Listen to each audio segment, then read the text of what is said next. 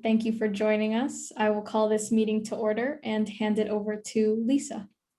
Wonderful, thank you. Welcome everyone. Welcome members of the PPPSA and our community. I will ask for approval of our agenda. Make a motion to approve our agenda. I'll second that. Anne, can I have a roll call? Yes. Alexandra, Yes. Veronica, Yes. and Bruce. Yes. Wonderful. All right, I'm going to go ahead and offer our land acknowledgement. We have a new land acknowledgement that was recently developed with the Coast Miwok people. So thank you to everybody who's been working on that. This is the ResJ land acknowledgement, and as a subcommittee, we are also using this land acknowledgement. The committee pays respect to the Miwok peoples, past, present, and future, and their continuing presence in Marin County and throughout the Miwok diaspora. We acknowledge that we are located on the unceded ancestral lands of the Coast Miwok people of present-day Marin County and offer our care and gratitude for the land, water, air, and living beings here. We are committed to resisting colonialism and our ingrained colonial mindset and the imbalance with Mother Earth by honoring Miwok heritage through the support of Indigenous-led programming. In addition, we fully intend to move deeper than land acknowledgements and performative actions towards truly honoring the Coast Miwok heritage, making that heritage visible and present. We commit to that by elevating and taking part in opportunities to make change and participate in direct actions related to Indigenous rights. Thank you to members of the Coast Miwok Tribal Council for your consultation in the drafting of this land acknowledgement. And on that note, I would like to offer a moment of silence.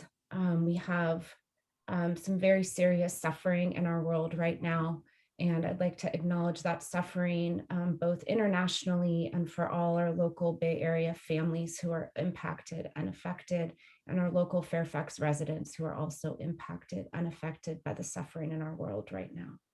We could just take a short pause, please.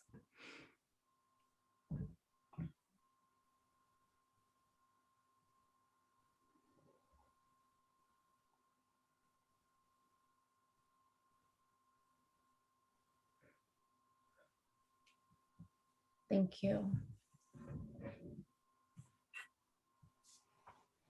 So our purpose here tonight and on the PPPSA is to explore police practices, public safety alternatives, funding, and other related issues. Thank you for being with us here tonight.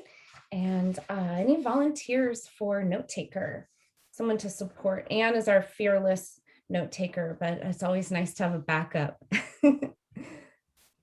Thank you, Veronica. And a timekeeper, please. Thank you, Bruce, and a process observer.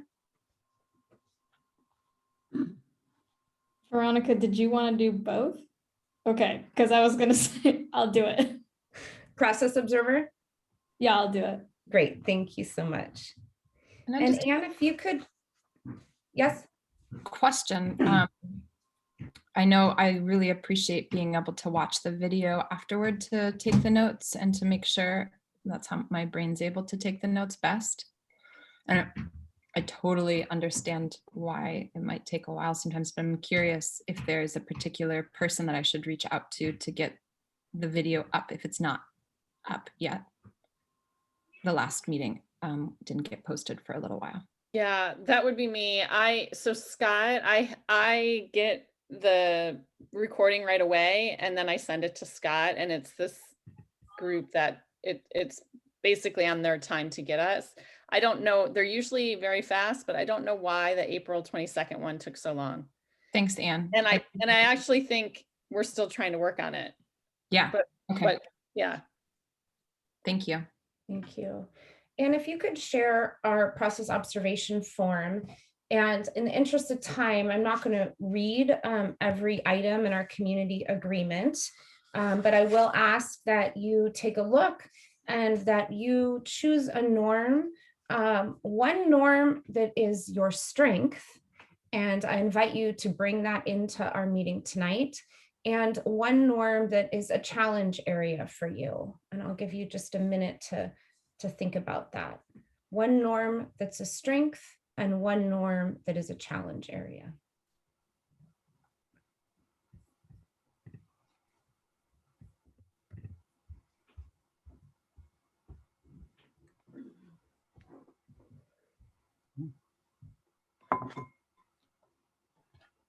And when you're ready, just give me a thumbs up. Bruce, I didn't see, were you so fast? I didn't see it. You were speaking to me? I just didn't see if you were ready to go with the Oh. norms. Yeah. Okay, you were too fast for me. I was actually looking at the times on the agenda because figuring out what to do. Okay, so we're going to go ahead and move into item B. And Anne, if you'll take that down, and I'll start us off together on the screen, and then in a few minutes, we'll probably need to refer to the survey questions if you want to get that ready to go, Anne. So item B is a simple discussion about the survey of policing practices in Fairfax. This is I think part 2 of the survey discussion. So we do have some brainstormed thoughts and ideas and questions that have been put down on paper. And we'll discuss those. And then we have additional resources to consider and identify next steps for survey development. So I'll open it up to initial thoughts. Since we're a small group, we didn't prepare a protocol or formal process for dialogue. We're a small enough group that we'll just open it up for discussion. And the ultimate goal of this time is to get greater clarity around the content of a survey that you would potentially like to distribute in Fairfax.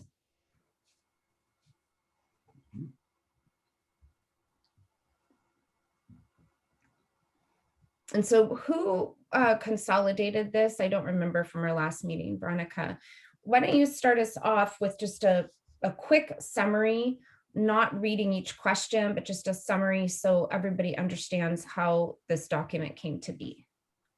Yeah, so I think this is our 3rd meeting where we're holding this document in our hands as a subcommittee and suggesting and brainstorming survey questions. And so the first time we just kind of threw our thoughts out, and I took notes on that.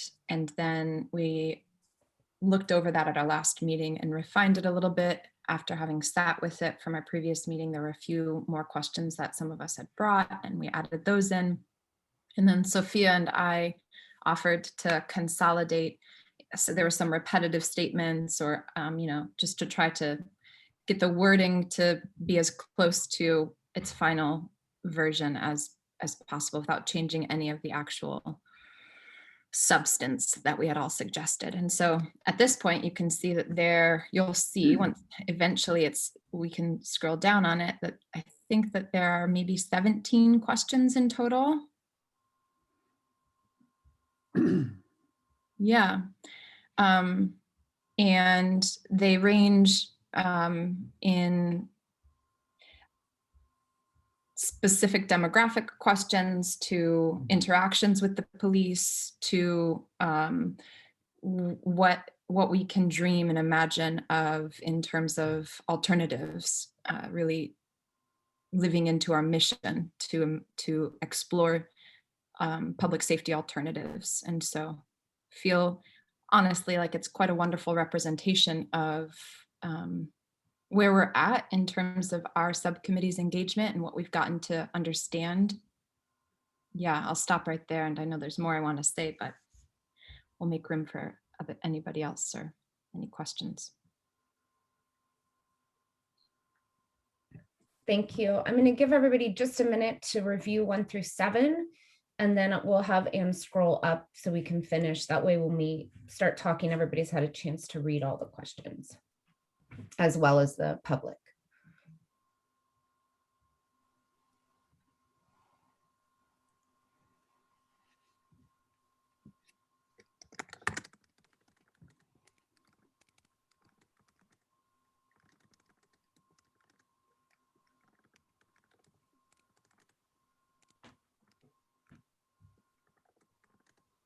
And if you'll scroll up, Anne. Thank you.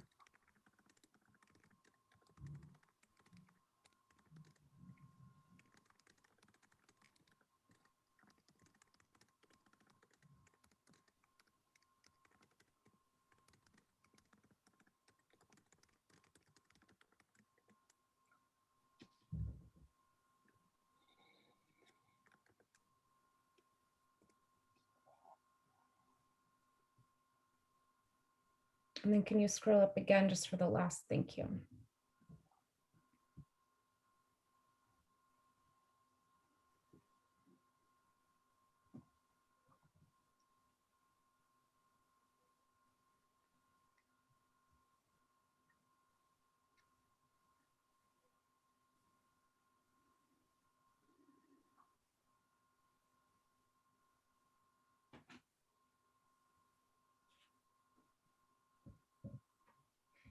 And if you'll just give me a thumbs up when you're good.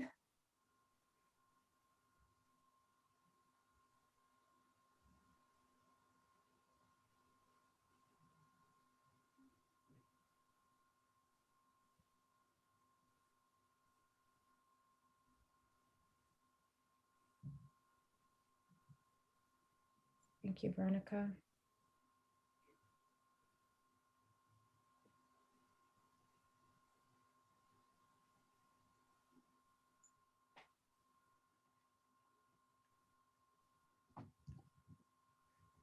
Thanks, Alexandra.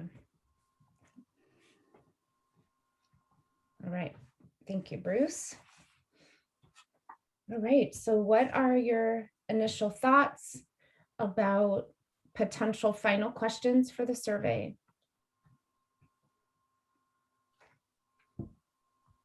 And we'll just, raise hands and I'll call in folks. Bruce. This is getting closer, I think. I wonder about in terms of the public discussion that may eventually ensue, there are trade-offs to be made because the budget isn't unlimited for the town. And so maybe something more about whatever those trade-offs might be. If there were less money if taxes were to be increased, or if there were less money for other services, either police services or other services, in order to pay for. And I like the part about that there is a hotline in Marin County to call. You might even want to put what the hotline is so that people know what it is as a result of taking the survey, regardless of the survey, just to get that information out there.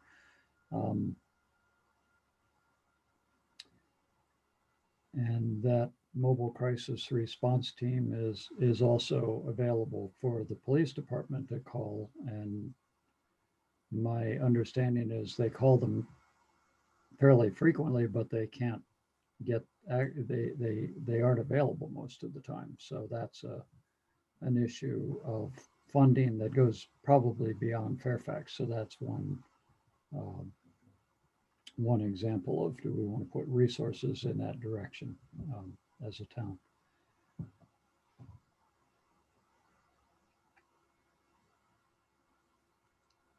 Other thoughts?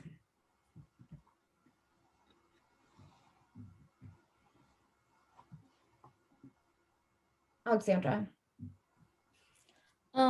Yeah, I like most of the questions on here. I'm not sure if we have too many, just because like statistically, like how many people like actually will spend time filling it out. So I'm wondering if we could talk about the number of questions, but I like most of them. I'm wondering if number 16 is like a note for us, or is it's a note for us. Yeah, there was a comment, a public comment where that was a suggestion, and I just put that in there and we hadn't like rephrased it or figured out we didn't want to forget that was something that was important to them. And so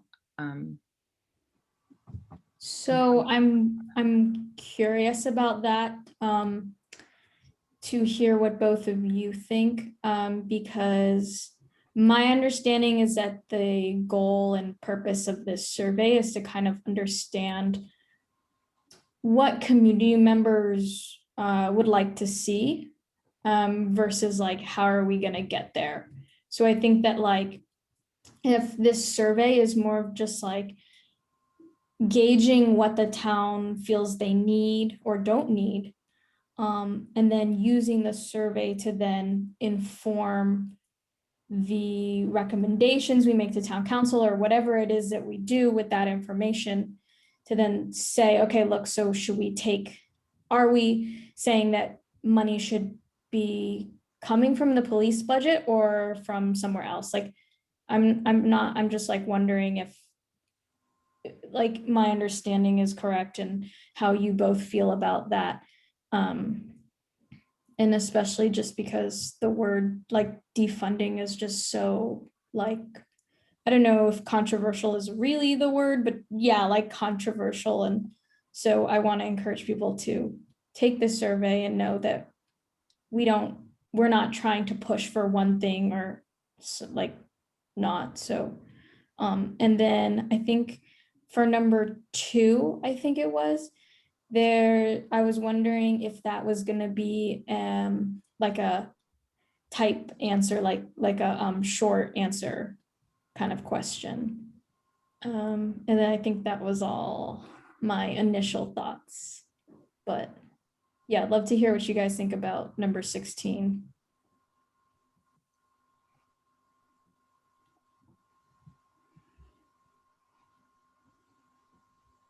Veronica and then Bruce. Yeah, thanks for raising it, Alexandra, tactfully as you did. I think I feel sensitive to the reality of what the word defunding brings up for people, and particularly white folks, and feel sensitive to the reality of wanting to not give a sense that that's our agenda, and feel like the question, I also feel like there's a lot of misinformation around what that actual campaign is asking for, and wish lots of people would educate themselves on what that on defunding the police actually means, and don't know that this survey question is actually going to get people to go there.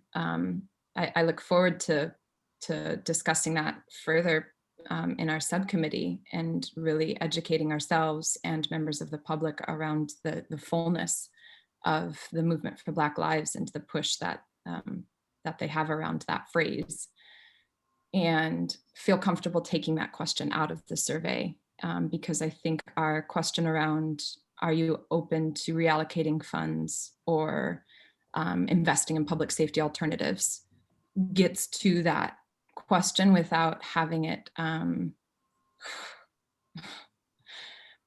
people off. Thank you, Bruce.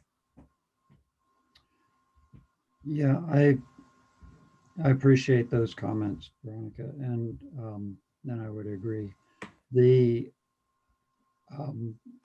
question that I think might be more it's kind of like what I said before, that I think somehow the getting at the question that if we spend more money on some things, that money will come from somewhere. So where might that come from? And for example, the mobile crisis response team, I see you've started to type, you can call it any time, but you could call it any time, but that doesn't mean they'll respond anytime. I think that they respond like 4 hours a day. And if they're on a call, they can't respond during those 4 hours. So the question would be with the mobile crisis unit, the mobile crisis response team, if you like that concept, which I personally do, how do we get more funding for that? And another thing that I've heard about a similar kind of a thing, a mental health response team, is the notion of having one that's specifically to Fairfax, as opposed to working to get us and other towns in the county to try to put more money into the existing one which serves the county. So those are trade-offs. Now that's I also agree that this is a lot of questions, and so I don't want to suggest that we just add a whole lot more questions or even any more questions, but those are just the things that come up for me about what the real trade-offs are. But the survey isn't really a way to make policy. It's just a way to sort of find out where we need to explore. And then the making of policy is a much more complicated and nuanced process. So we don't need to get into all that, I don't suppose. Veronica. Alexandra, you asked about question number 2. I wonder if you can scroll up to that for us, please, Anne. As you're scrolling, Bruce, I did try to call the mobile crisis response team today just to start to see what that's like, and tried 3 different numbers listed on their brochure and website, and all of them were sent to voicemail, and the voicemail box was full, which is not a great response when you're having a mental health crisis that you need support for. So we have a model, and apparently it works well. The police department likes it and like to use it, but it just isn't there most of the time. Yeah, that seems to be. Yeah, and I know I'll say quickly that, you know, from the Juvenile Justice and Delinquency Prevention Commission as well, there's a lot of people now kind of, it's a fad to refer to that as the place where we should start sending everything. And I'm aware of the already it's not able to be, and I really appreciate what they're doing and certainly understand that they're understaffed and underfunded. But there's a fear that I have of how long, if we have the capacity to work at the municipal town level to address mental health crisis response, rather than waiting for it from the top down from the county level, I feel like there's a lot more efficiency, and just wanted to keep that. Number 2, Alexandra, would you ask if it's a short answer? Yeah, like if someone were to answer yes to the question, and then where it says like, it seems like there might be like a follow-up, like, were you the one calling the police? Like, did they initiate? And then like just answering that question, is it just like a yes or no, or is there going to be a space for people to kind of elaborate on their answer? What do you think we should do? Oh, I don't know. I like the idea of it, but I also want to try to continue to advocate for keeping the survey rather short. So I think they could potentially just be yes or no questions, and we could just put, if no, like skip to number 3 or however it's worded, so that people don't have to like read through. But if they do answer yes, then they can keep going. Yeah, and I think that's a great direction for us to move if there's not more substantial question, or once we get to the place where we feel like the questions are where they're as good as we need them to be, and acknowledging that they're certainly not going to be perfect, that we can start to define what answer prompts we want to provide that are going to be the most non-biased and, you know, Likert scale, yes or no. I'm very interested in that, and that's kind of where those samples or example surveys from the other towns that are available on the internet that I sent come in handy, because they really give examples, I think, of just that. Bruce.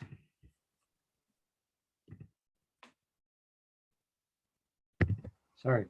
The way that the structure 2 and then question 2, it looks to me, if I'm understanding right, that it's basically a question. If you had interactions, then it branches 2 different ways. If you were the one calling police, then this, and if you were the one that if the police initiated contact, then that. maybe that could actually be, if this is on a page, it could actually be split horizontally so that you have, you know, the follow-up question in this box and in that box, rather than saying if the answer is yes, skip to question this, and if the answer is no, skip to question that, like one of the other surveys that you sent around, which, you know, I could follow it, but it looks a little bit like a tax return. You know, it's you maybe could just fit it in a way where it's just flows just visually. I wonder if we can look at those. Veronica, thank you for remembering. We can, it's a very small group, and if you all ever feel so inclined to just have open dialogue, that's a possibility. I just want to have an agreement about it. So for now, Veronica. Yeah, I wonder if we could look at that. Do you remember which survey it was, Bruce? Or if we could look at those sample surveys to see what best practices we pull out from there, or what things we really like.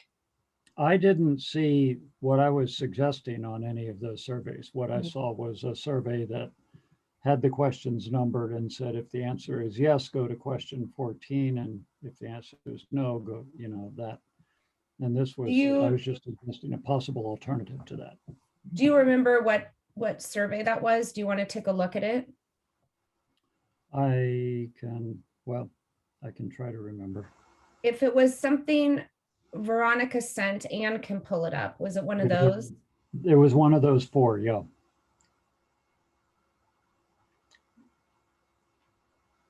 Which one do you want me to pull up?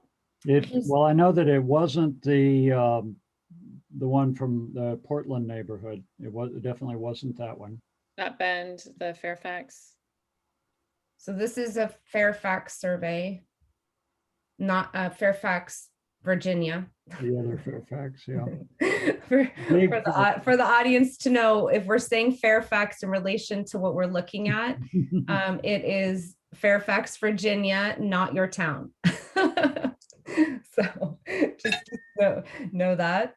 Was that the one, Bruce? Wasn't this one, no. Okay. But this one shows an example of, I think you mentioned it, Veronica, Likert scale. I think that's what that's called, where you have 5, 4, 3, 2, 1 or whatever. And some of the questions that we've got on ours might be best handled with something like that too. Anne, could you increase the visuals there where the 100, just click on that plus sign next to the 100 right in the middle of the black bar?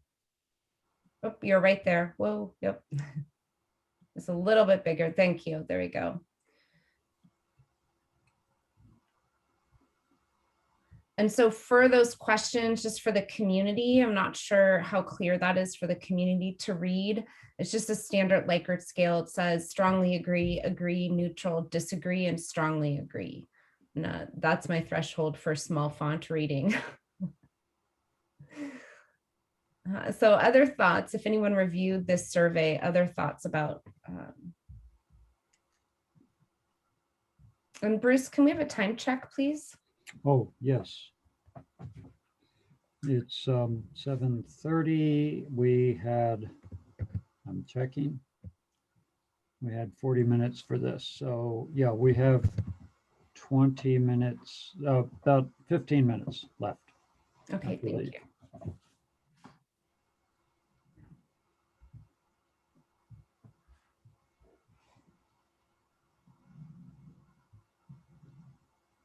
Veronica.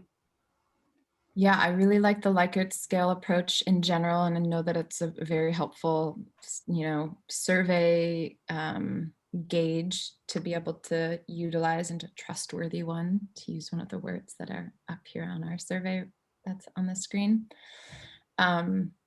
There was the one from Bend offered a lot more open-ended answers. And I know I appreciate this, the idea of brevity, Alexandra, as you were reflecting, like people really having the time to complete it and wanting to respect their time while also being practical around making sure they'll complete the survey and not letting it be intimidating. And I wonder, like, is there room for potentially a question that is just anything else that you'd like to say?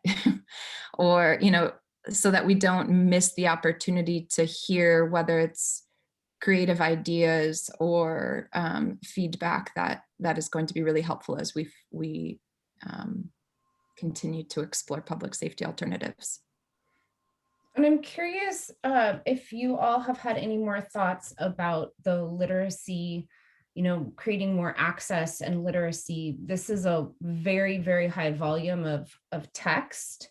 And sometimes translation isn't enough to create accessibility. So I'm just curious if you had more thoughts about that. You brought that up in your last meeting.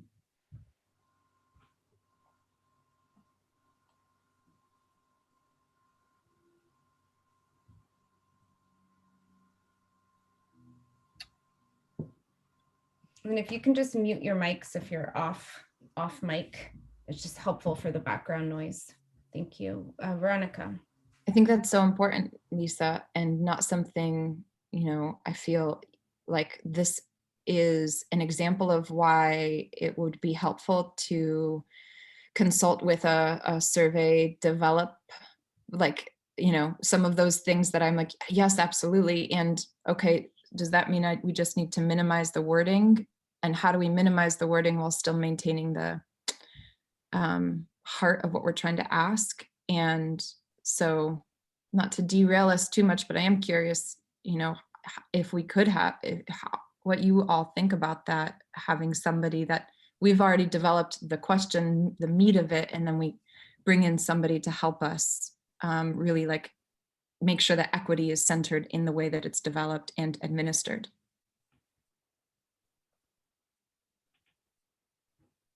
Alexandra. Yeah, I think maybe that could potentially be like a next step for us, like going into the next meeting to kind of do some research for ourselves and also think about if we do find that would be most useful. I think it would be, but I think there's also I don't want to hire someone and then skip out on the work. I feel like it's important for us to still do the research and understand for ourselves how we can really make something like this equitable for everyone.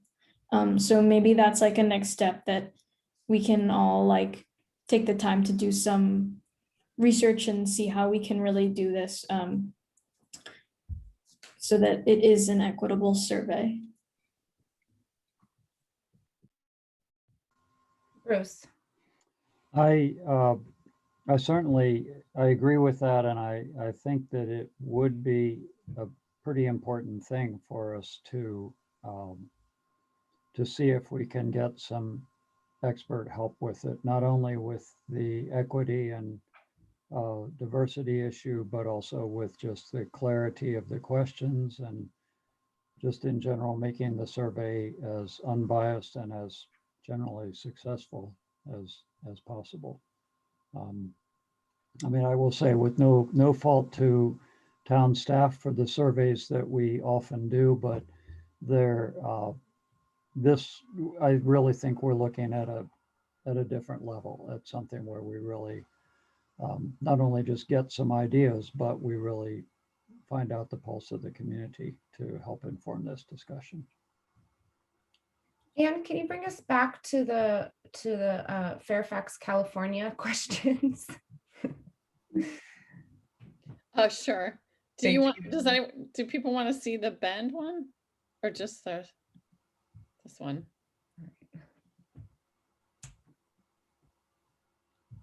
I don't need to see another one at this point because I looked at them before. Alexandra. Going back to what Veronica had mentioned about something at the end, just kind of like an optional thing, if there's anything else to add, I think is a really good idea, because when we got sent the feedback from the town survey, I thought it was really helpful to see what people wrote, and they had a lot of really great ideas, and I thought it was really helpful to have that information, so I wouldn't want to lose that, but I don't want the survey to be too long and intimidating. But if people do have the time or feel so inclined to add something, I think that's a good opportunity. Mm-hmm. Bruce. Yeah, I agree. I think one text box at the end that just says, if you'd like to add any thoughts, there's no requirement that people do that. And after they've gone through the survey, it may have triggered some thoughts. The main issue with the text box is that it just takes a lot more to understand it. But, you know, we should give some time to understanding the results of this anyway. So I'm in favor of it, yeah. Veronica. Great, added. 16 was taken off. Is that an agreement? Are you all okay? And yeah, I'm so grateful for that town survey and the quantitative questions, responses, and how many of them, that particular question, number 6, and thank you for sending that our way, and Bruce for recommending that, so that we could really look that over and be sure that we saw all of the responses directly addressing PPPSA and ResJ work, and felt very motivated about how many of those were directly identifying mental health responses that are unarmed, and the potential for that to be something that's locally offered. And so feel like we're in the right direction. It's interesting, we had developed the survey before we got those questions, but it feels very affirming. So we're coming close to the end of our time, I believe. Do you all feel ready to discuss and identify some next steps for this survey? Can I just get a thumbs up that you're good on dialogue and we can move into next steps? Bruce, are you good with that? Yes. All right. So what would you like to see happen moving forward?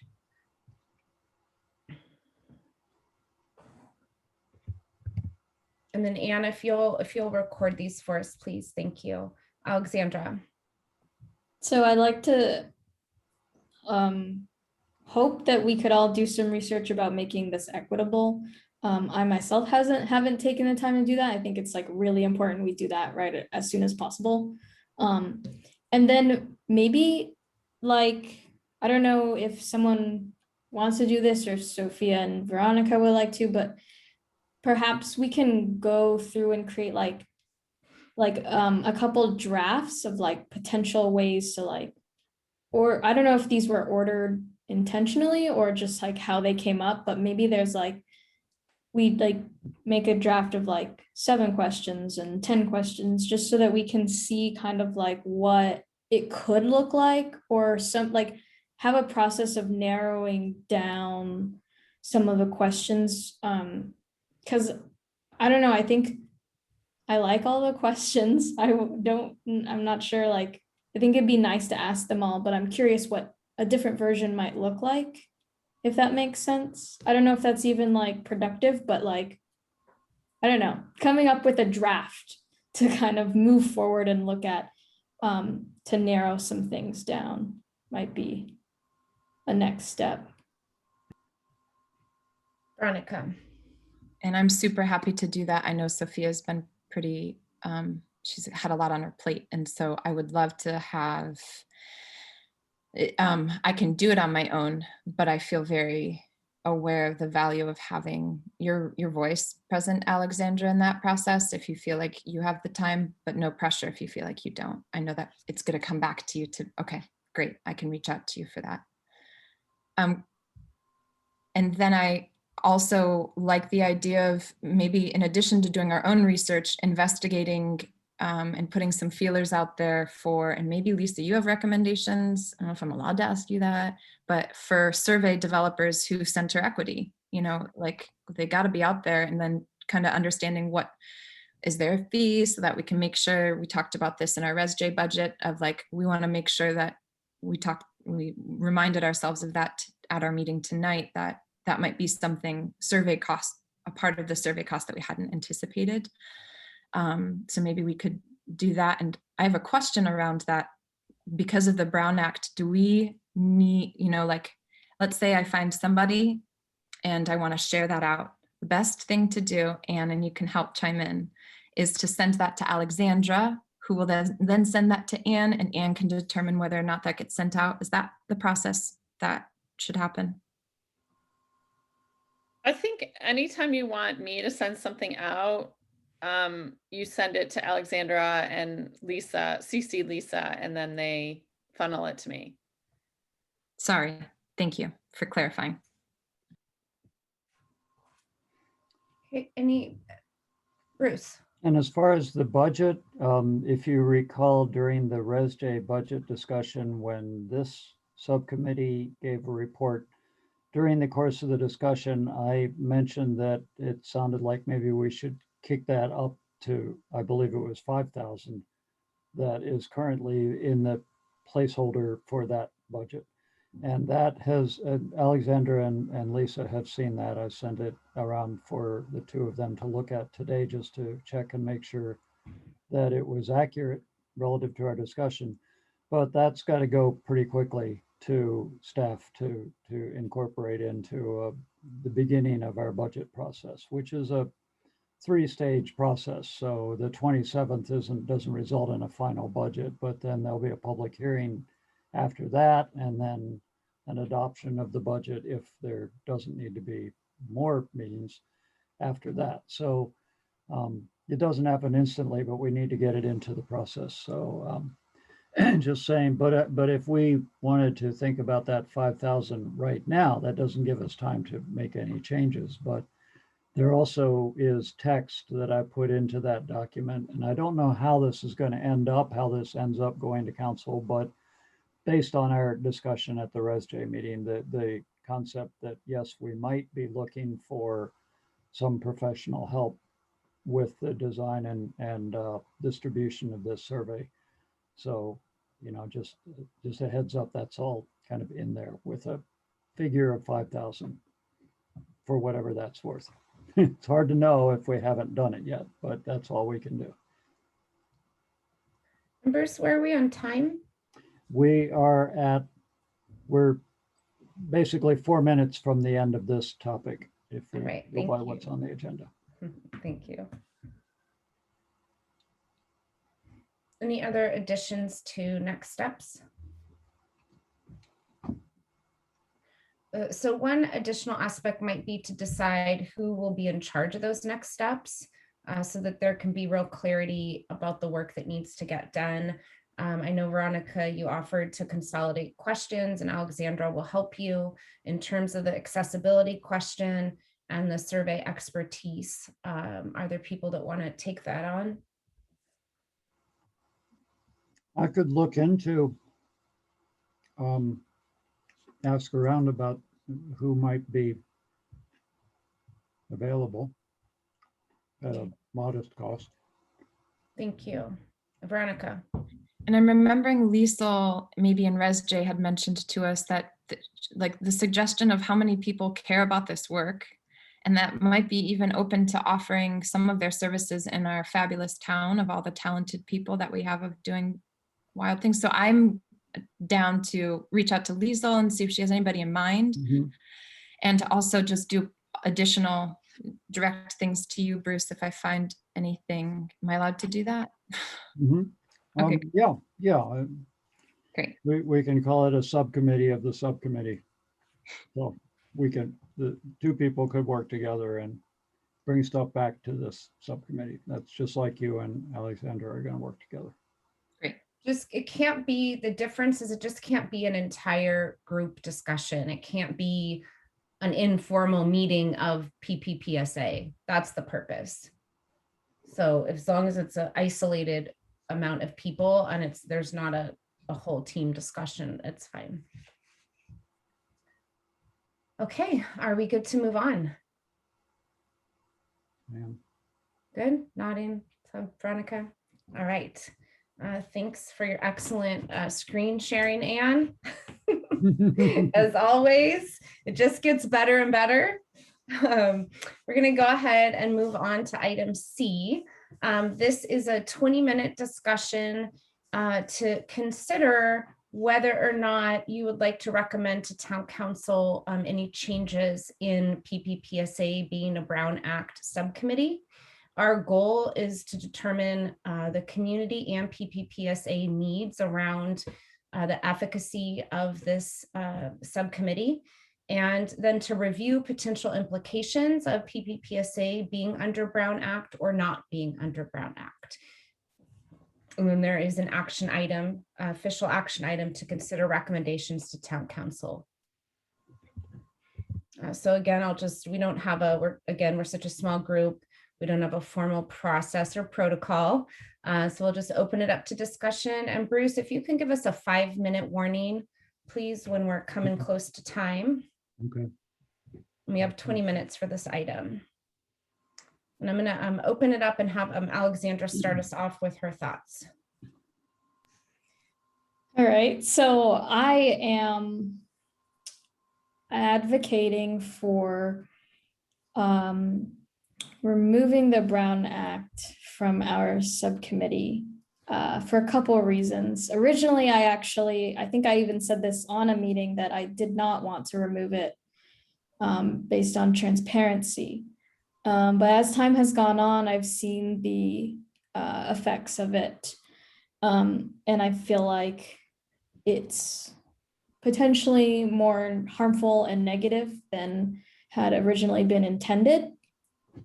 And so for one thing, ResJ and the PPPSA in particular are consistently compared to other other committees of the town. And while I still believe you can't compare, this could potentially be a way to kind of level a little bit, because we are held to a standard that other committees are not. And so I'm not sure why we receive more criticism, but that's the case. So this could potentially level us out a bit more. I would feel comfortable leading those meetings if they were not public. And simply because there is not quite as much that goes into it. Obviously, we would still plan an agenda and be prepared for a meeting, but there's not a specific time or date that the agenda needs to be posted and submitted and all of that. And also, public comment has become quite harmful. And to me, it looks like a place that is reserved for people to display racism. It's quite simply how I feel it is. It's literally a free-for-all, and oftentimes I feel like I have to sit here and let people say racist things and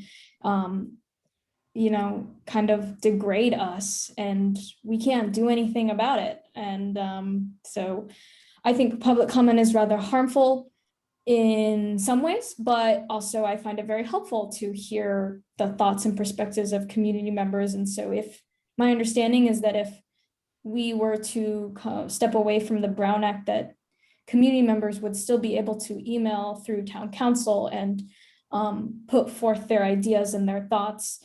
But I feel like people of color, but speaking for myself, would be able to then be in a space where I am comfortable and prepared to read whatever is coming to us, and and be able to feel what I need to feel while I'm receiving those comments, versus online on a public platform where I feel like I don't necessarily want to show any emotion or how I'm feeling, because I want to remain respectful, but I also want to respect what I feel while I'm listening to those comments. So I think that's it. But curious what you both think.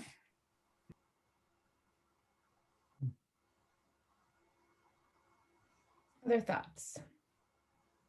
Veronica. Thanks, Alexandra, for again sharing what's true and real for you, and doing so vulnerably.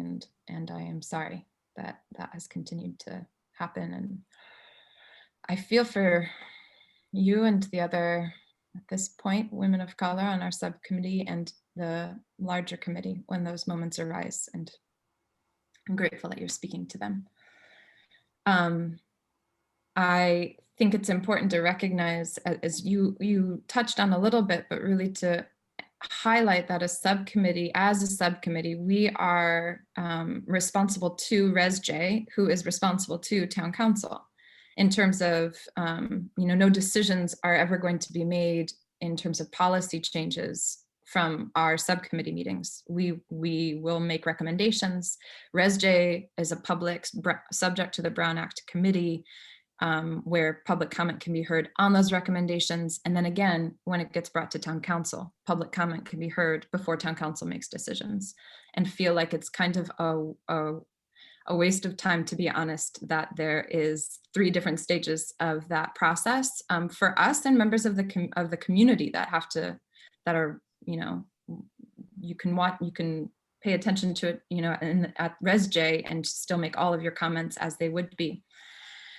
And feel like a subcommittee's purpose is to be a subgroup that is responsible to a larger committee for the sake of efficiency and working through things with momentum. And that the reality of meeting twice a month for 2.5 hours, sometimes a half an hour of which is public comment, means that we have 4 hours a month to really dive deep into this work. And I feel like that time is not a thing a luxury that we have as we're engaging with aspiring to really imagine the most equitable public safety offering that our town can be doing.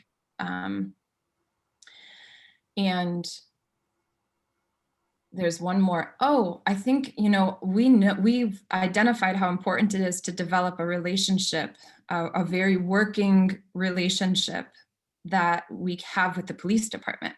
And it has become evident that there's resistance on behalf of, and understandably because of the fact that they're recorded meetings of folks from the police department expressing, hesitancy to meet with us because of that aspect, not naming the fact that it's public, but feeling like there's a formality to the way that our meetings are run, that naturally there's a way that they want to be really aware of how they're speaking with us in that format that lends itself to really stymieing a working relationship. And at this point, we've had, we've jumped through a lot of hoops in regards to trying to still meet with interim chief Tabaranza, but because he's going through the interview process, and there's laws that protect him as an employee of our town, that we couldn't do it in a public way. And it just has felt more and more evident that it actually is inhibiting our capacity to build meaningful, productive relationship with the police department. And so I feel very, very much in favor of requesting that town council reconsider having our subcommittee be underneath, subject to the Brown Act, considering all of those things, in addition to, Alexandra, the sense of added harm, just twice more a month that you have to sit through in that way that you named. Thank you, Ronica. Bruce. So I'm curious what the idea would be of what it would look like, that we would meet the way we're meeting now, but we just wouldn't be recorded, the public wouldn't be invited, or that the public wouldn't have a chance to speak in open time or to agenda items, or what specifically would be the, I'm just trying to understand what it is we're looking at. And I'm not sure that that interim chief Tabaranza is reluctant to come to the meetings, or that he would be less reluctant to come to the meetings if they were closed sessions. I'm not sure.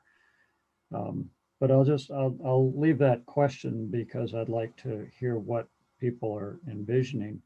And I also will just put out the thought that I understand that, Lisa, you've been thinking about alternatives for the ResJ as a whole to be able to have some chances, even though the main meetings would be Brown Act meetings as they are now, but to have some chance to have a chance for people to get together and meet each other without having to be in that, videoed and recorded and in that situation, which I support. I think that would be really helpful. And I wonder if that kind of a thing might help, even a chance to talk with the interim chief, or maybe the chief at the time, in a way that would allow both the committee and him to be not recorded while the conversation is happening. There were requests for social time unrelated to the content of ResJ that would be acceptable under Brown Act. No ResJ PPPSA content could be discussed, no matters relating to the content or work of either committee, but it was simply an opportunity for members to get to know each other and build relationships. And then the other request was for some different training content that would be able to happen to support the growth and development of members to do the work effectively. And Alexandra, you'd had your hand up. Yeah, I just wanted to kind of, I guess, clarify what I envision. Essentially, a regularly operated subcommittee, like similar to how the community engagement subcommittee operates. We meet twice a month. We have meetings, like, I don't think anything would change except for the fact that they just weren't public. And my understanding is that's usually how subcommittees work. But essentially, the only thing that I envision changing is the fact that it's public, it's recorded, it's streamed online. So, yeah. Veronica.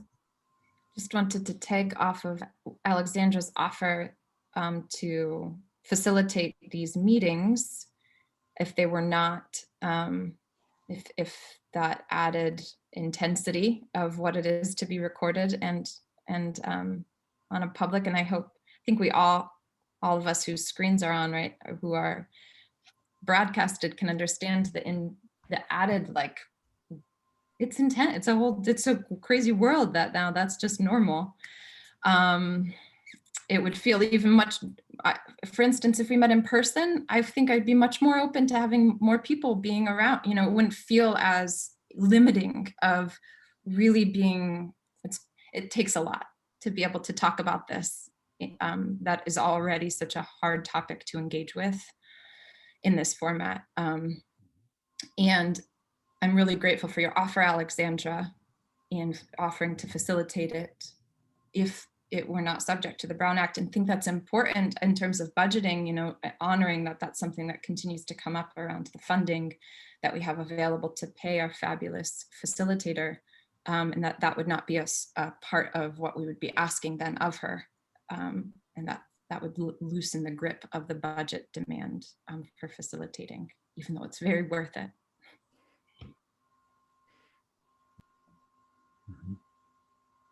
Bruce, where are we on time? We have 7 minutes. Okay, thank you. So would you like to have a continued discussion, or may I go ahead and open it up for public comment?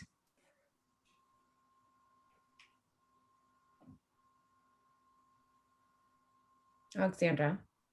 I'm good to move forward with public comment if everyone else is. Okay, if I could just get a thumbs up or a hand. Veronica. Just wanted to invite kindness, acknowledging what you shared, Alexandra, and just requesting an acknowledgement that we're humans over here. Yes, please. Thank you for that, lifting that up, Veronica. All right, I will go ahead and officially open public comment for this item only, Brown Act discussion. And Anne, if you'll do the honors. Okay, it's 3 minutes, and Patrice, go ahead.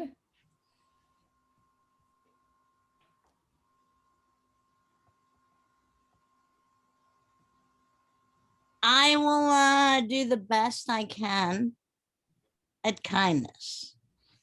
But I'm an African American woman who grew up in this country, and I've not been treated that way, even though I'm a child of privilege.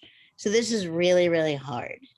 If you guys are not going to televise what you're saying or adhere to the Brown Act, then I would ask that the town be able to renominate, because having been a member of this committee, you guys are just all very obvious in what you want to do. And as one of the few African Americans in this town, although I am completely biracial and have parts of all of you in me, everyone sees me as Black. And I think this is the best police force I've ever seen in my life. And I've moved every 3 years because my father was an officer in the Air Force. So I have no problems with you guys going dark. But if that is the case, the town didn't agree to that when they formed this committee. And I didn't even receive a survey. And I'm an at-large member asking questions. So I just feel like this is going off the rails right now. And if we're truly trying to make Fairfax anti-racist, this is not the way to do it. Sorry. Thank you.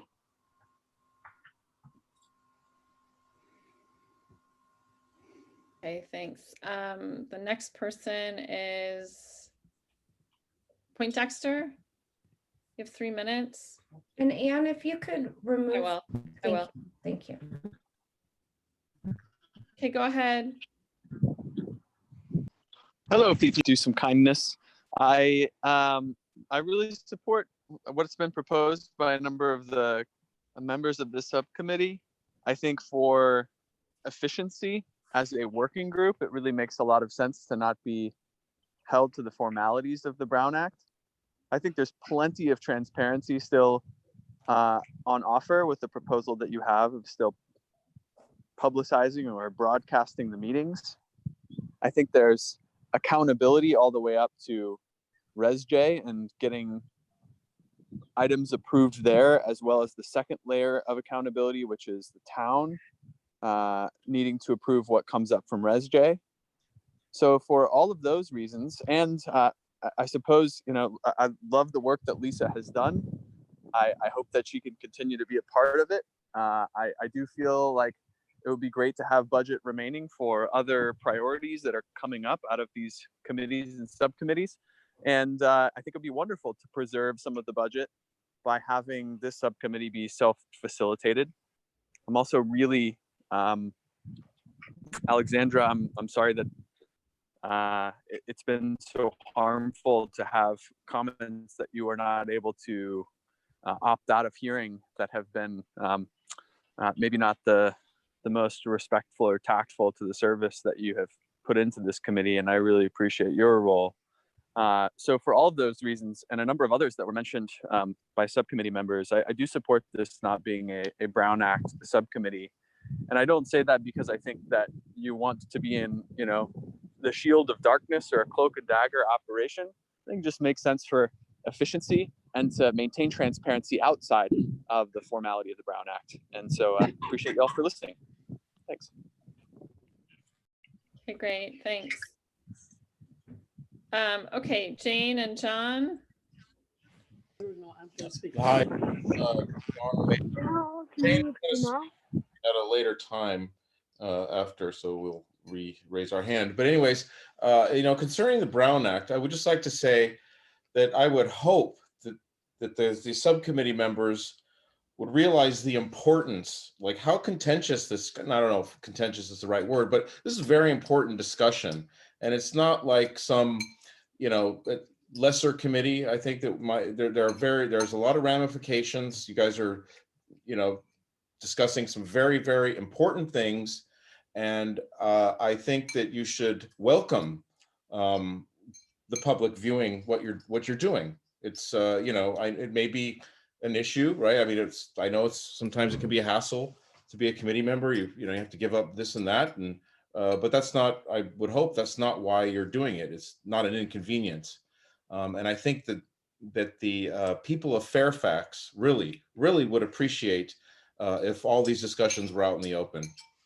And so I encourage you to support this meeting. I guess being under the Brown Act is the best way to put it, sans any legal requirements. Thank you. Okay, thank you. Go ahead, Joe. Thanks, Anne. Good evening, everyone. Yeah, and I guess I too think that the lifting the Brown Act from the subcommittee makes a lot of sense, and first and foremost, just centering the voice of Alexandra and the harm and what she's put through. Hearing some of the comments, I think, would be my first reason, and then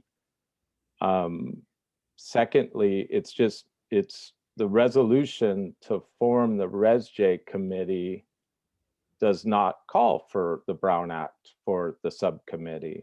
There's no mention of it. The Brown Act applies to the ResJ, that's called out. But in, I think it's item 6 of the resolution for the subcommittee, there's no reference to a Brown Act.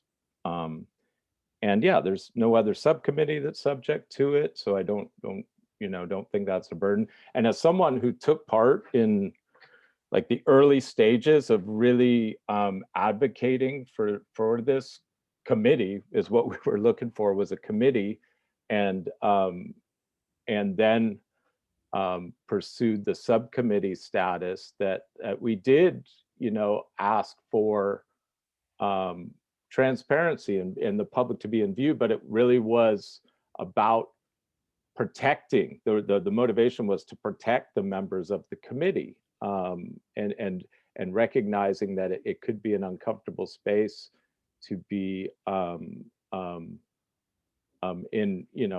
at that time with Chief Morin, it was, there was some concern about that space, whether that would be safe for folks and possibly fearful of retaliation. Yeah, I think that any of the work that comes out of the subcommittee will be put through not only one Brown Act session at the ResJ, but then if the ResJ then forwards it on to the town council, there'd be 2 moments of Brown Act. And so I think that there will be plenty of time for the public to comment and provide feedback. And frankly, I think a lot of the resistance to it is just a resistance to the existence of the subcommittee. The subcommittee is there to explore police practices and public safety alternatives. Like, that's done, that's happening. And so I think that allowing that group to do that work as quickly as it can, or as thoroughly as it can, and is important. And folks who are objecting to this are really just objecting to the existence of the committee in the first place. Thanks again for all your work. Thanks, Joe. Okay, go ahead, Dee Lee. You have 3 minutes. Hello, Dee Lee Benson, resident of Fairfax.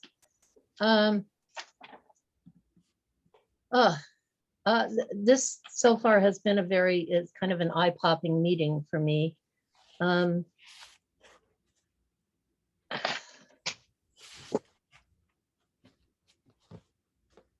I feel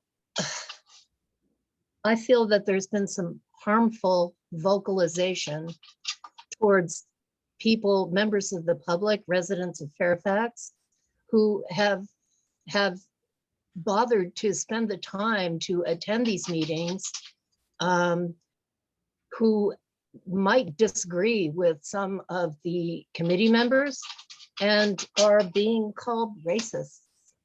I'm one of those people, so I feel like tonight I've been called a racist. And I think that's very harmful. I think that's building a wall. Your intent is to break down walls, and that comment was building a wall, and I take great offense to that.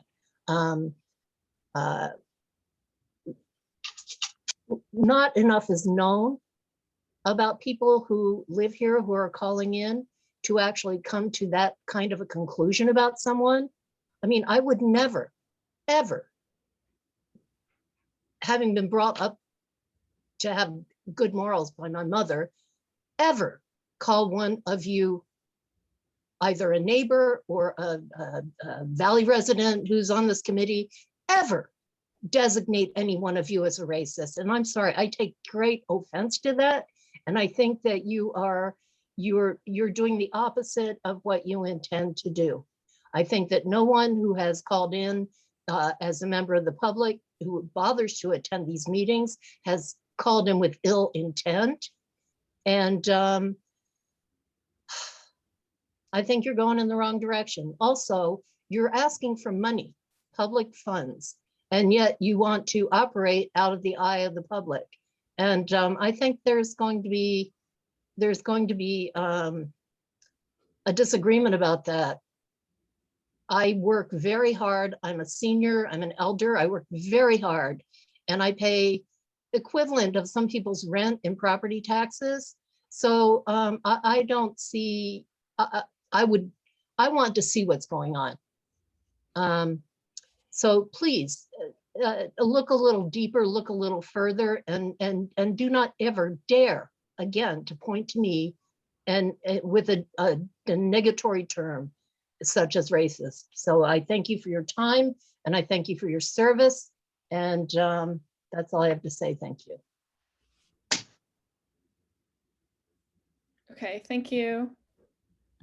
That is it. Well, okay. Jane and John, they're two different people, I guess. So, okay. Go ahead, Jane. Thank you. I know it's confusing. We share a computer, so there are two of us, and I appreciate you allowing both of us to speak. I have a lot of thoughts. I don't even know where to begin, but I do respectfully say, please don't bow out from being under the Brown Act. It's been put in place to keep the public aware of what's going on. It makes people suspicious, paranoid, and disturbed to think that there are things being proposed and discussed and possibly put in place that we don't know anything about what's going on.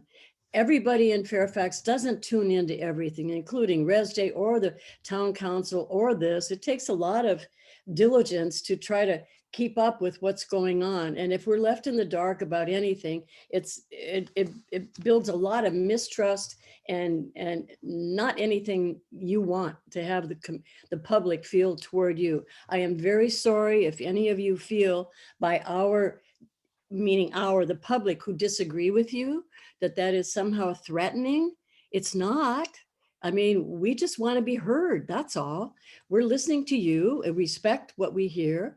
And a dialogue is what's really important. We need to hear from you. You need to hear from us. You can't just be discussing things and all of you who agree, putting things together and then proffering them out to the ResJ, and then ResJ all agrees, and then something gets put out. Meanwhile, the public's been left out of the whole ballywhack. And by the time it gets discussed by the town council at 2 o'clock in the morning, the public is asleep because they have to get up and go to work at 5:30 in the morning to support the houses that they live in, that they're not really all that privileged to own. I mean, everybody works hard to have a house and pay their taxes and go to work. I'm not saying it's not harder for some people than it is for others, but don't just dismiss us.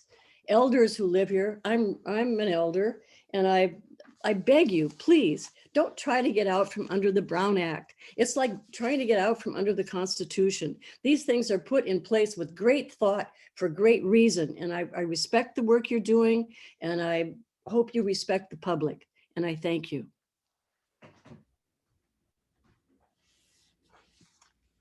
Okay, thank you.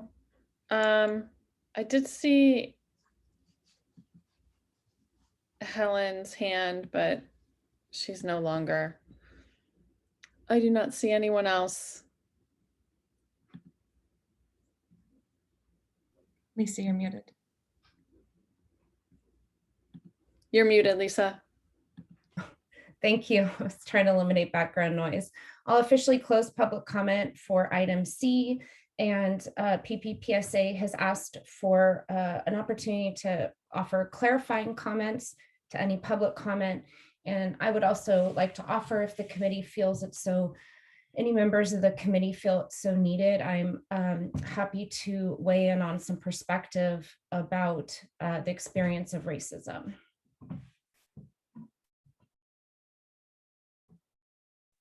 Alexandra. There's a lot that I feel like I want to say, but I think for productivity, I'm just gonna say that I am all for transparency, and that's why I understand the town council's intention in putting the Brown Act on this subcommittee. And I would hope that all of us, Veronica, Bruce, and Sophia, and I can continue to uphold that standard of transparency, even if we do bring this to town council and they decide that it is okay for us to move forward without the Brown Act. I think it's extremely important to continue that. And much like the report outs that you've seen on ResJ, we would continue to do that, perhaps even in more detail, because the meetings would not be public. So I hope that that maybe clears up some things. There were a lot of comments made. I never called anyone a racist. I said that there were racist comments. There's definitely a difference. I too have morals. And I have experiences as a person of color and living in Fairfax. My family owns a home in Fairfax. So I'm not sure why there's this divide. And if a person of color has expressed that a comment was racist, then that's how they genuinely feel. That's not really up for debate. And so, yeah. As for the comment about how you want to feel heard, so do I. And I have every right to also feel heard and also receive respect and kindness. And so, yeah, I think I'm gonna leave it at that, but I hope that we can continue to have transparency, whichever way that it goes. Yeah. I'd like to just take a moment of pause before hearing other clarifying comments.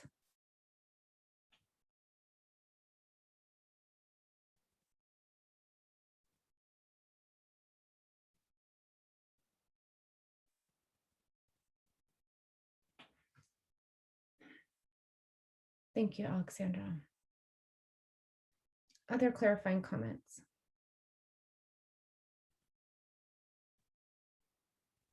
Bruce, you're muted.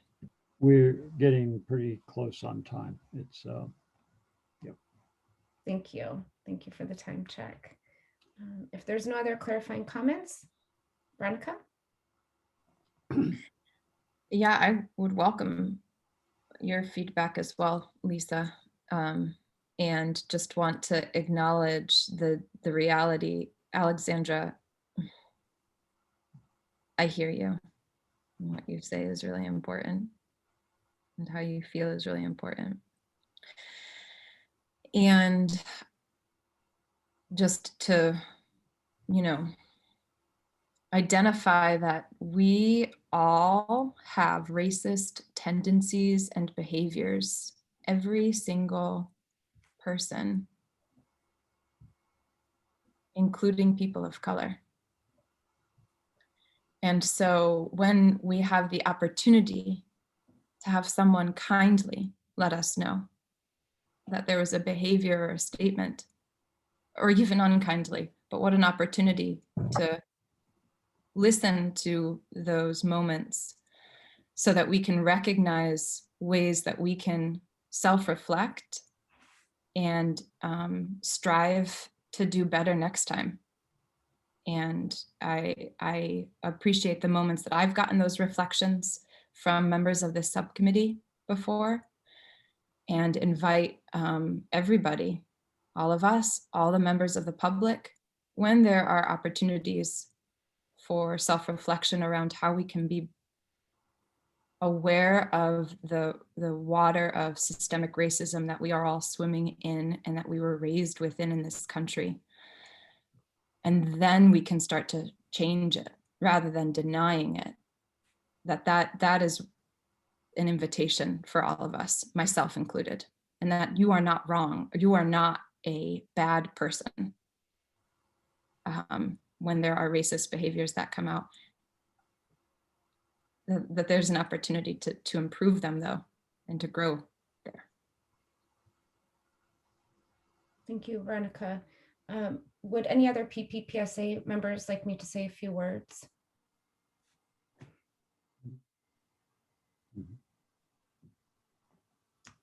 So I think that it was very well said by both Alexandra and Veronica, and I would offer a couple thoughts and highlight some of their comments.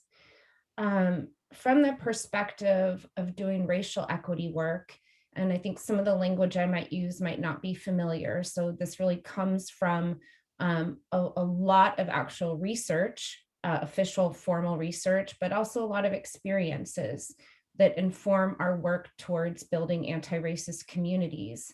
First, I just really want to honor Alexandra's truth. I want to honor that is her truth and her truth alone. And we all get to identify our own personal truths in this work. And it's really important that we get to lift up and respect the truths of our fellow members on the team, but really with the goal of building an anti-racist Fairfax, with the goal of building a Fairfax where every single member of Fairfax feels that they belong, that deeply who they are as a person, their life experience, their family experience is accepted and is creating a place of belonging. Some things that I would highlight is the idea of intent versus impact, and the idea that this is a very common language in racial equity work, that we're all swimming in racist water. And when that's said, what that really means is that there is a culture and a system of racism and oppression in our country that has been very well documented, and that it is impossible to have grown up in the system of our country, irrespective of individual families, identities, communities, but in the system, and not actually have some racist thoughts and beliefs. And so I appreciate the community's perspective and sensitivity to not wanting to be called a racist. I think Alexandra highlighted an important point. She was actually speaking about her experience and how she has experienced some comments, not calling any one person any type of thing. In the work, we talk often about intent versus impact. And I think it's a really important thing to consider when we talk about building a community of belonging in Fairfax. And so somebody may say something that, because we do not understand the lived experience of others, and particularly the lived experience of those different from us, we can often say things that for ourselves are very innocent. I've done it. It can be with a loved one. It can be with a child. It could be in an interracial situation. And we don't have the intent to cause harm. But because we don't understand the lived experience of another person, our intent may not be to cause harm, but the way that they receive the comment, the thought, or even the belief can be deeply, deeply harmful. And I think it's really important, and I want to honor Alexandra's braveness and frankly, the braveness of our community members speaking out, and also the braveness of members of this committee, because this is very, very, very difficult work. To grow up in a racist society to come together to actually talk about it and heal and work together to create a community of belonging is very challenging and very difficult work.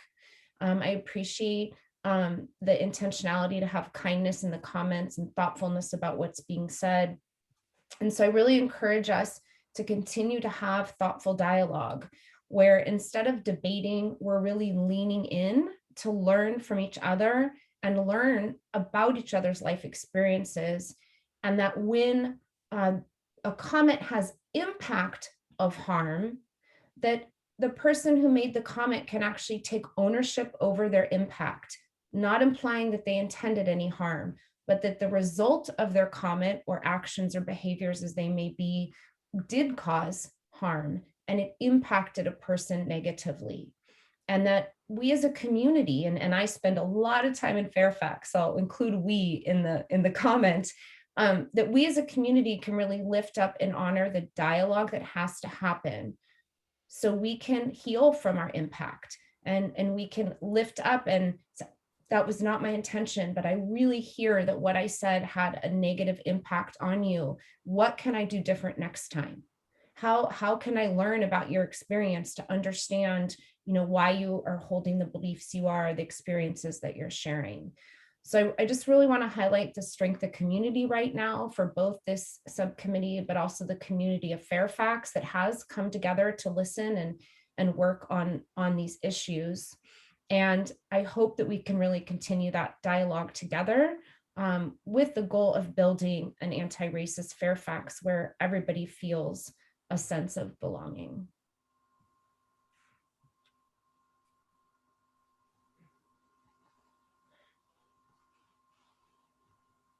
So I'll just take a minute to have everybody's words sink in, and then we'll move on to our action item.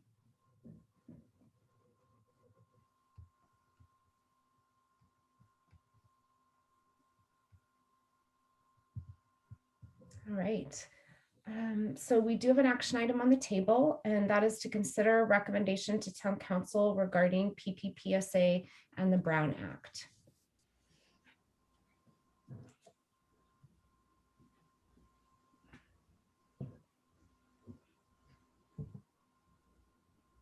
Veronica. I make a motion to recommend that the Town Council consider removing the Brown Act from this subcommittee, or removing the subcommittee from being subject to the Brown Act. I'll second that. Okay, Alexandra, Yes. Veronica, Yes. Bruce. Well, I'll abstain because I'll be on the other end of that recommendation anyway. So I will take it to Town Council, and I've made notes of some of the reasons that were given, and this video will be available thanks to the Brown Act, and we will see what happens. Okay, so the recommendation will be that the PPPSA is no longer subject to the Brown Act, and Bruce will take that forward. Thank you. That ends item C, and we are now coming to the close of our agenda. We will open it up for public comment for items on the agenda.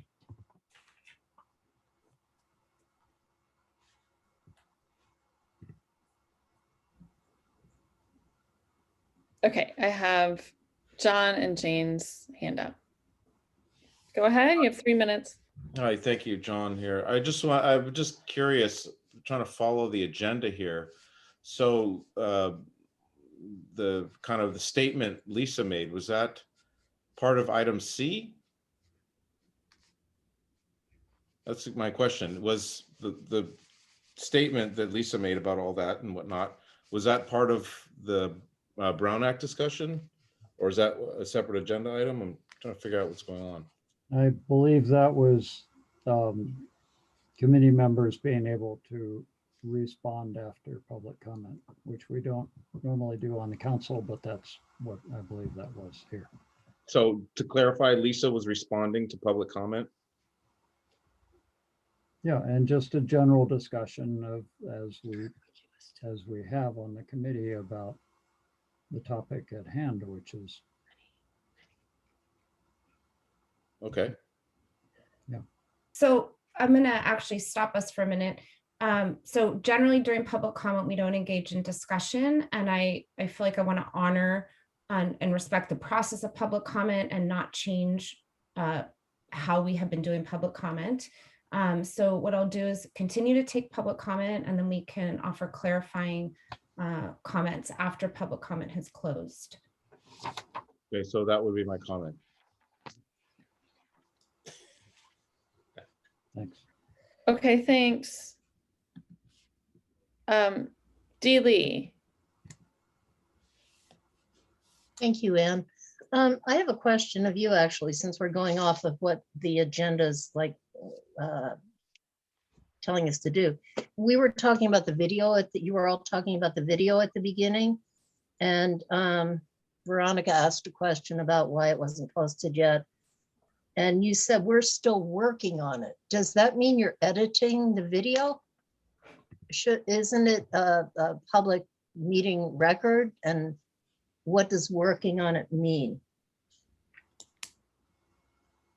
That's my question.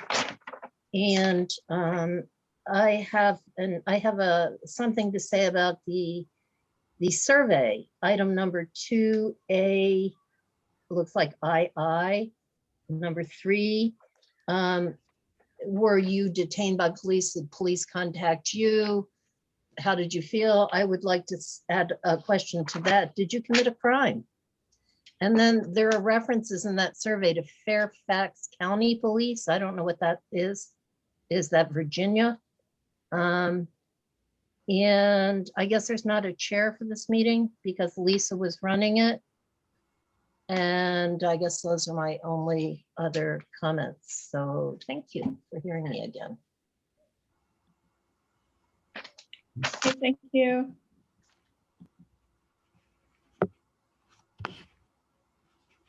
And Joe.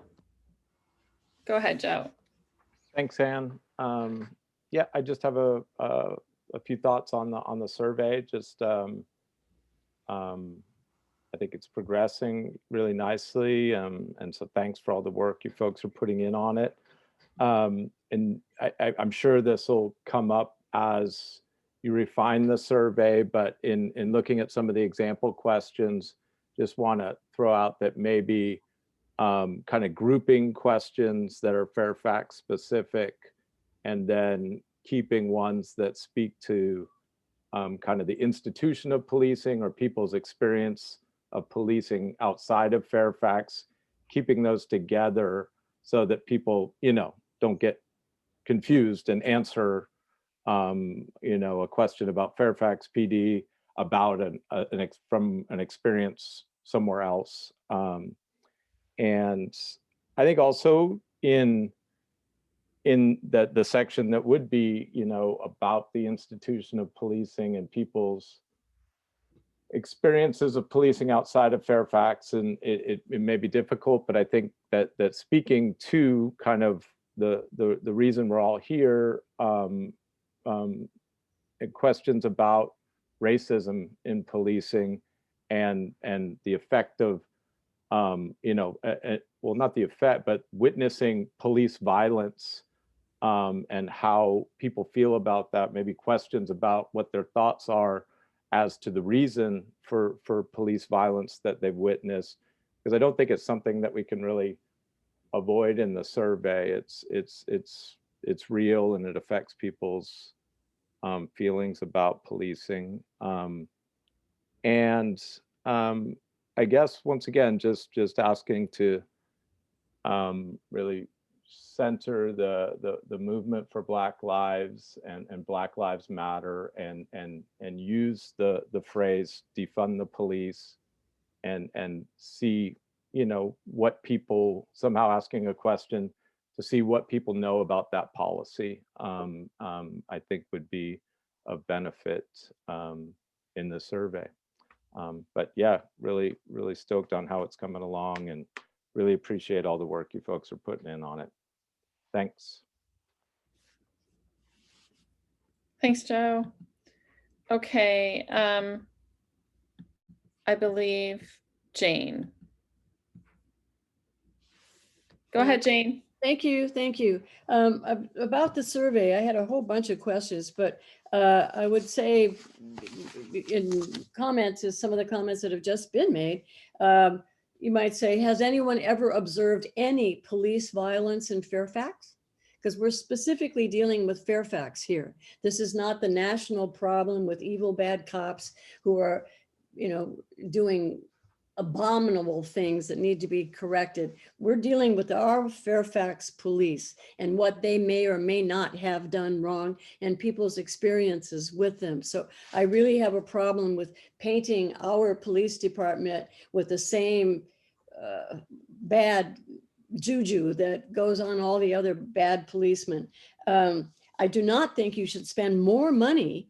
You're the only committee, ResJ is the only committee that has money to spend, and there is a limit to it. It's not open-ended. So you should be very careful about what you want to spend money on.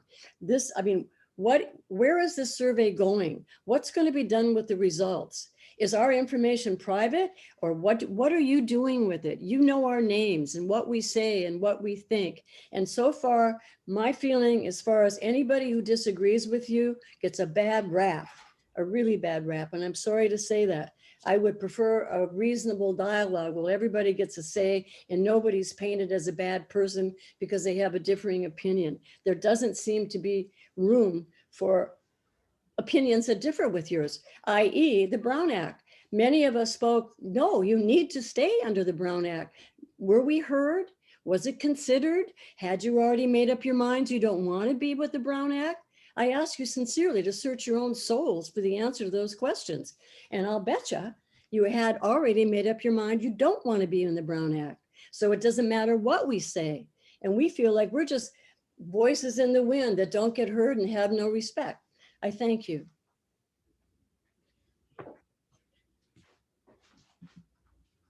Okay, thank you, Jane.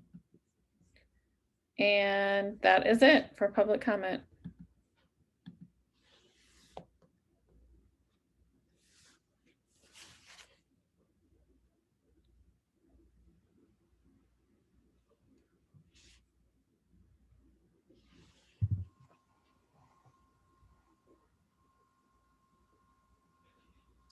You're muted, Lisa. Thank you. Thank you. I'm trying to keep out the background noise. I'm going to go ahead and officially close public comment for items on the agenda. Any clarifying comments? Alexandra. So I just want to kind of emphasize, I think that, you also know our names. You also hear what we are saying. And much like was said before, you also don't know us as much as we don't know you. And so it is complicated to engage in the community in this way. So, we do appreciate your thoughts and you coming to the meetings, but also recognizing that coming to these meetings is also a privilege. It's not everyone has the time. And so I just hope that we can kind of bridge this gap. I'm not quite sure why this is becoming a theme of the night and why then we're picking at what Lisa said. That's never, Lisa has spoken in every meeting. It's never been a problem at all. I am the chair, so I'm not sure why that was erased as well. I'm not leading the meeting, but that's not any different than any other ResJ meeting. The town is paying Lisa to facilitate. So why would I? I don't understand why that makes sense.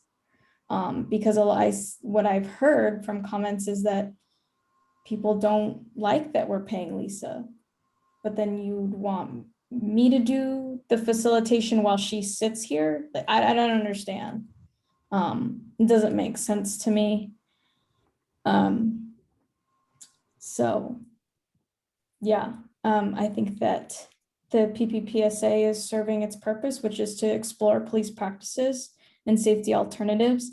I would agree that I don't actually think that the Fairfax police are horrible people or a horrible department, but I'm not willing to wait for someone to get hurt or murdered to start looking at the police department. This is a way for us to continue to be a productive department, to be a model for safety.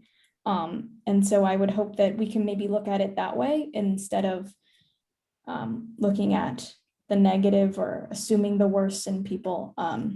Additionally, because with the national problem that is happening with our police, specifically in other states, I will say that it's a national problem. We are included in this nation. And so I think it's important for us to look at our police department so that we can continue to keep our community members safe. That's all. Thank you. Anne. I just wanted to provide clarification regarding the April 22nd meeting that's not posted publicly. So what usually happens is I record these meetings and then I receive a link, and the town hires out Marin TV to transfer that link so that it can go on our website.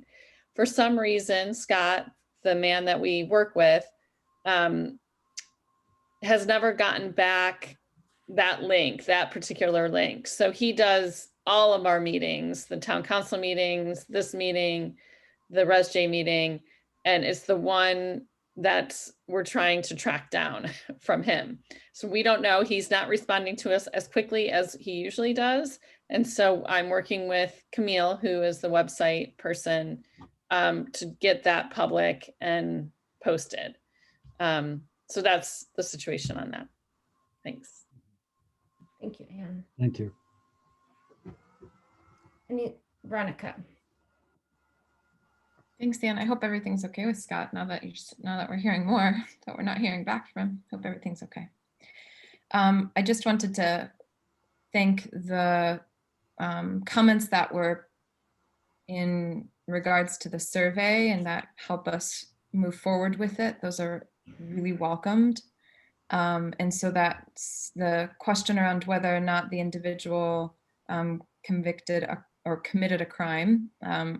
I think we'll have to just check in with whether or not that, I think that's a great idea to ask whether or not they were convicted of a crime, would be the language that I think would be appropriate to use there in their interaction with the police. And the question around racism within policing, I'm curious to see how we might develop that. And have you ever observed police violence here as a question feels important as well. And that we emphasize that the answers to the survey will be confidential. That's certainly my understanding, and that is important to make sure to state in the development of the survey. So thanks for bringing that to our attention. And I feel lastly really aware of the opportunity that ResJ meetings and this subcommittee meeting has been for me to really learn around racial equity work. And so I'm grateful, Lisa, for the times that you do choose to and ask if it feels appropriate for the committee members for you to share the learned experience as a professional in this field, and feel really grateful that you do share that. And like, we are really fortunate to have the opportunity to be learning with you.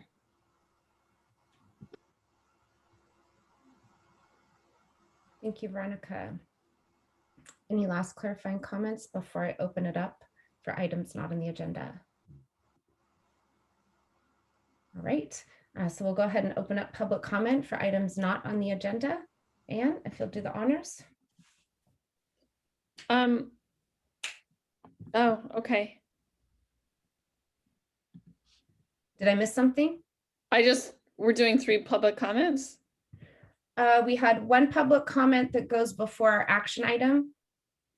And then we had public comment for yeah, item. I don't see it other on the agenda. Like D was the public comment. So we the need D is public comment for items on the agenda. And then at that same time, we always do public comment for items not on the agenda. Okay, Bruce, I'm correct in that, right? It's That's how not we've done we it. do on many other committees, but yeah, we can, yeah, that's how we have done it, yes. Yeah, I think that's what Garrett directed. I can check with him at some point, but Okay, It's can you not add that to the, that's the practice that we've been having. mhm, And so I'll if ask. you could just double check, if you can add that to one of our items and double check with Garrett. okay, But since I already mentioned it, I'm gonna go ahead and honor that I mentioned it and we'll get clarification. And if that needs to change next meeting, then I'll go ahead and change that. okay. Okay, Dealey, go ahead. I just wanted to mention that I believe according to the Brown Act that needs to be on the agenda and it is not on the agenda. So we have had 2 public comment periods and the next thing on the agenda is E, next meeting, 10 minutes, item for next meeting, process observer and appreciation. So following the act and the agenda, I don't think it's proper to throw something in there. As much as we really love to make comment. Thank you very much. That's all I have to say.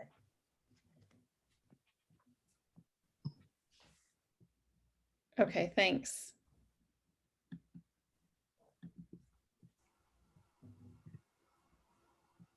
Okay. Go ahead, Joe. Thanks, Ann. So I'd just like to go back to the town council meeting on May 5th. And agenda item 14 was the police chief survey and public safety survey. And at the end of the staff report, there's a line that says, staff will be reviewing the questions submitted in response to question number 2 and will prepare interview questions for the community panel to reflect the general theme of the most commonly asked questions. So I inquired of council and staff about that. And yeah, sure enough, that the community panel, including the ResJ members, Serena and then Alexandra from the PPPSA they won't be able to ask their own questions of interim Chief Tabaranza. And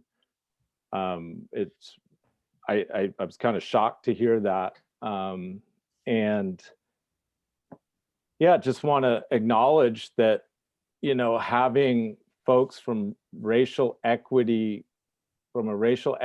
committee to go before a police chief and not be allowed to, an interim chief of police and not be allowed to ask their own questions based on their own experience or whatever, you know, their own words is really problematic, and it lacks, you know, equity and kind of reeks of being performative and you know, using these people of color as token, you know, and I just am thoroughly disappointed in that. I mean, it's had that been known to the public, I think when the debate around internal or external was happening, I think that would have, a lot of us, you know, aligned with the internal, knowing that there would be this community panel and an opportunity for real dialogue in private, you know, and knowing that there would be ResJ involved, that it could be a really fruitful conversation. And to hear that folks are going to be handed questions that aren't their own and have to ask them, and who knows what the content may be. It's just really, really disappointing. And as I said, you know, it reeks of being a performative act. And I just would really like the council to reconsider that. So maybe we take that up with them, but I thought this was the appropriate place to bring it up. Thanks. Thanks, Joe.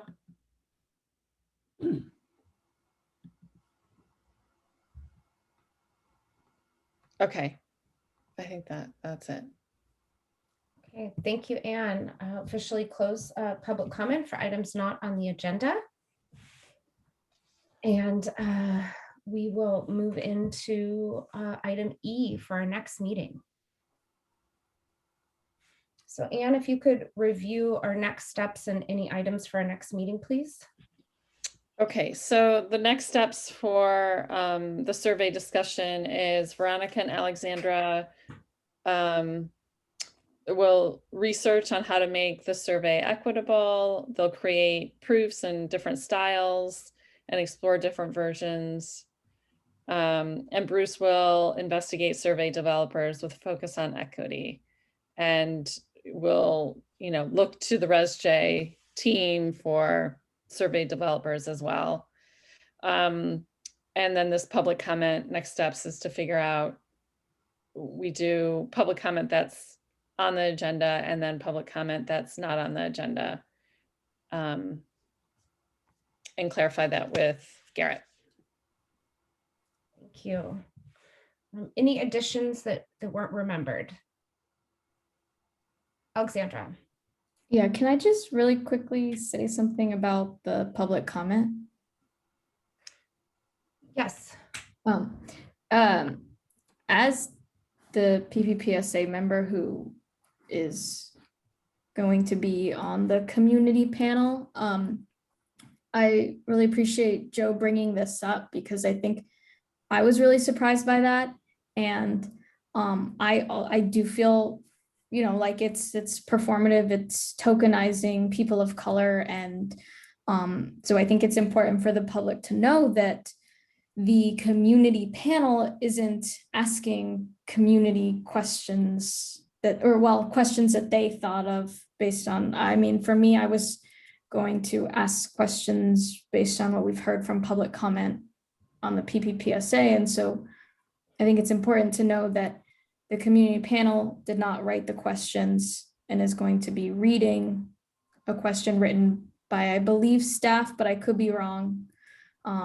And I think that that's problematic.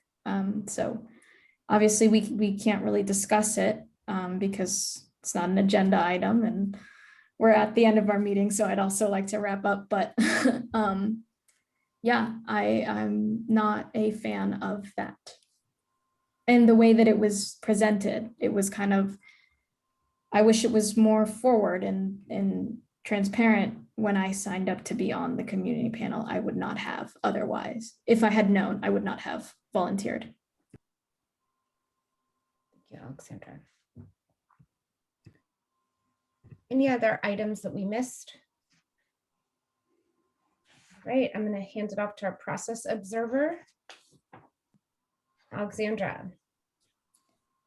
Well, I think we had a pretty productive meeting. I think the dialogue that we had was productive, and I felt like everyone was heard and everyone had equal airtime. And yeah, I think overall it was a good meeting, and I appreciate everyone for being here. Community members and subcommittee members and Anne and Lisa. And so I think it went well. Thank you. May I make an additional process observation? So I wanted to just highlight the way that the tone and the productivity has shifted. I want to continue to highlight that so we can continue to build and grow and take that into ResJ. Really focusing on dialogue and not debate. And there's a couple of specific elements I wanted to highlight with the interest that those will be brought forward to help this team and ResJ grow. And so one of the things we talk about in this work is around active listening and how do we build constructive dialogue that contributes to belonging. And so I noticed that there is a lot of encouraging. There's a couple comments that said, I appreciate. There was also empathizing, comments that said, I'm sensitive to. There was eliciting, where several times you asked each other, what do you think? What's your opinion about? And also clarifying questions. So members were working to really understand what each other were saying. And I want to highlight those just as a way to build on your assets, right? To build on the things that are going really well and have real specific ways to name what we're trying to do, see, and grow as you all work together. All right, we are at the end of our time, and we'll close as always with appreciations. So if you feel so moved, and just a friendly reminder, it's just a simple appreciation, not a closing comment.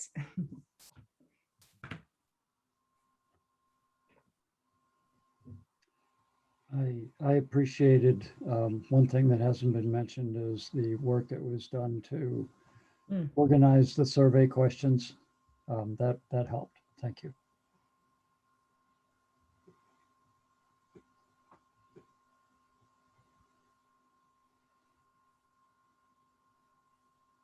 Veronica. I appreciate the resilience that has been demonstrated tonight and throughout this entire journey with everybody.